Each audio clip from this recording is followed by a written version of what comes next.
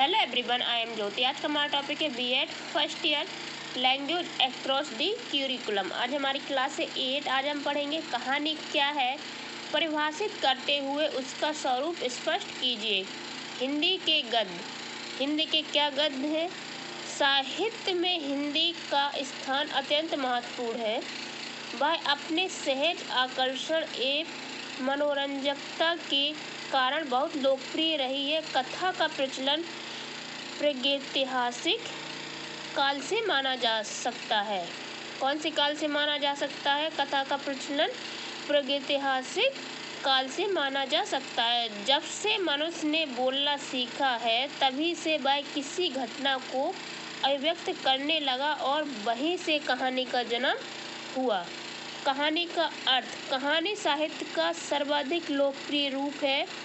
निजी जीवन की तथा दूसरों के जीवन की घटनाओं को रोचक बनाकर प्रभावी एवं कौतूहलपूर्ण शैली में अभिव्यक्त करने की कला को कहानी कहा जा सकता है। कहानी की परिभाषा। रिचर्ड बर्टन ने कहानी को संसार की सबसे पुरानी वस्तु कहा था। इसलिए आज तक भारतीय एवं पाश्चात्य लेखक कहानी की उचित एवं समीचीन परिभाषा नहीं दे पाए। फिर भी लेखकों ने कहानी की जिन विशिष्टताओं का उल्लेख करके उसकी स्वरूप रेखा प्रस्तुत की है, उससे कहानी के कलेवर पर अविष्ट प्रकाश पड़ता है। कुछ विद्वज्जनों एवं हिंदी के महान कहानीकारों ने कहानी को परिभाषित करने का प्रयास किया है।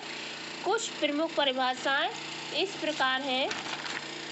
महान कहानीकार प्रेमचंद के शब्दों में, कहानी में बहुत विश्लेषण की आवश्यकता या गुंजाइश नहीं होती। यहाँ हमारा उद्देश्य संपूर्ण मनुष्य को चित्रित करना नहीं वरन उसके चरित्र का एक अंश दिखाना है।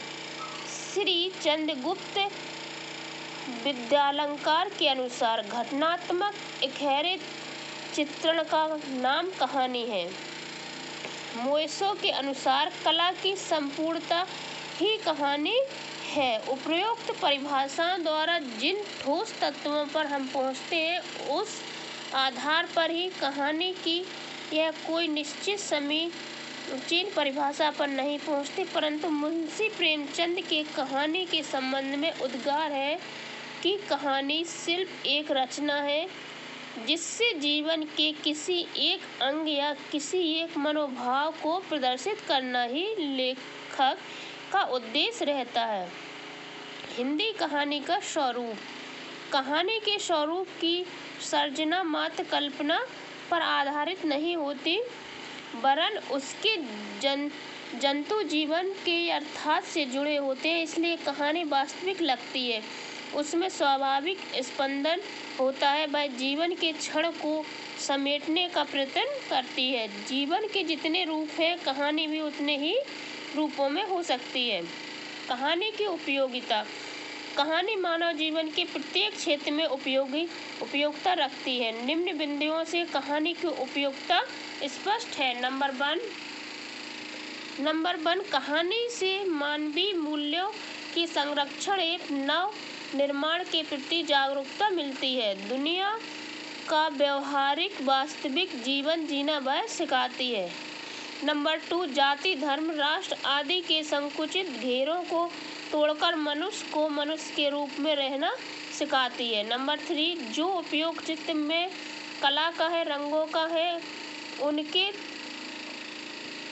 उनके तरतम्य सजावट और प्रस्तुति करने की चतुराई का है, वही उपयोग मनुष्य जीवन में कहानी का है। नंबर फोर, कहानी तभी सफल होती है जब वह उपयोगी हो। नंबर फाइव, कहानी से ही मानव जागृत होता है और समाज के बारे में, प्रथा के बारे में, वर्तमान समाज में फैली बुराइयों के बारे में, राज्य की स्थिति एवं मानव की स्थिति की जानकारी कहानी से प्राप्त होती है। नंबर सिक्स, कहानी मानव हृदय के व्यवहारिक जीवन से जुड़ी हुई होने से अपना पूर्ण प्रभाव छोड़ती है और मानव सुधार का प्रयत्न करती है। ये तो थी क्लास 8। मिलते हैं नेक्स्ट क्लास में। Okay, bye bye.